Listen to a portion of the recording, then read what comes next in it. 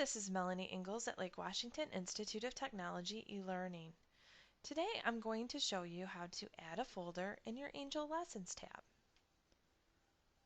The first thing you need to do is go to angel.lwtc.edu. Again, that's angel.lwtc.edu. Your username is your employee ID starting with 885, and your password, if you've never logged on before, is the first 5 letters of your last name. Enter that information and click the Log On button. Now that you're on the Angel homepage, click on the class where you want to add folder. Click on your Lessons tab. As you see here, I already have several folders entered in to my Lessons tab.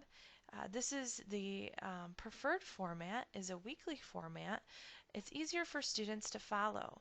So if you set up your file structure so it's weekly, basically anything for that week should be in that weekly folder. So if you have assignments due, drop boxes, discussion forums, all of them for week 1 should be in the week 1 folder. All of them for week 2 should be in the week 2 folder. That will prevent your students from working too far ahead, which does not create a sense of community in an online or hybrid class. But it also helps them understand that everything they need for the week is going to be in their weekly folder, so they don't have to go to several folders and try to find information. Angel's not easy for us to navigate, and it's really not easy for the students to navigate it either. This is a great setup for an online and hybrid class. It's also preferred for Web Enhance. However, it's just going to depend on what you want to put in your Web Enhance class. So if you're enhancing a face-to-face class using Angel, we can discuss, or you can think about what will be easier for your students based on what you're putting in your class. I'm going to follow our preferred format for this discussion. So to add a folder, let's click Add Content. Click on the word folder.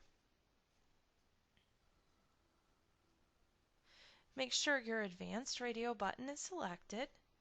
In the title area, type the week and the subject that you're going to be talking about that week.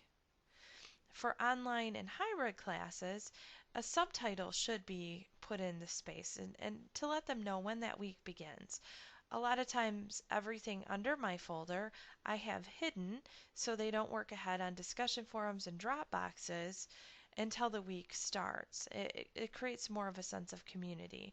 In an enhanced on-ground class, you might let them have all these materials beforehand, which is completely fine. So the subtitle area might not be needed.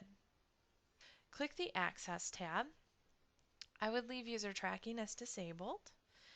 The folder is basically for all of your students because it's a weekly folder, but if you wanted to have folders for certain teams to share things, you can select Team Access here too if you have teams in your class. You can set your start and end dates for your folder by using the pull down menus and checking the box next to the start date. What I like to do is set a start date of when the folder shows up and leave the end date open so students can go back and check their work no matter where they are in the course. And that's for my online and hybrid classes. Again, you might not want to have start and end dates for an on-ground class. Edit restrictions, I would leave this as is. And then to cascade settings, right now we don't have anything in this folder. But if we did, we could actually cascade the start and end dates if we wanted to. So we could check those boxes and everything underneath this folder would be built using the start and end dates. But you have to wait until you actually enter all the drop boxes and discussion forums and then go back and edit this Access tab in your folder for all of that to roll out. Click the Automate tab. Again, I would leave this alone. And the last tab is the Assignment tab. The milestone settings actually set up for your students to help give them a checklist, but it also for us as faculty helps us to actually add this item to the calendar automatically. So if it's a lessons tab, you may do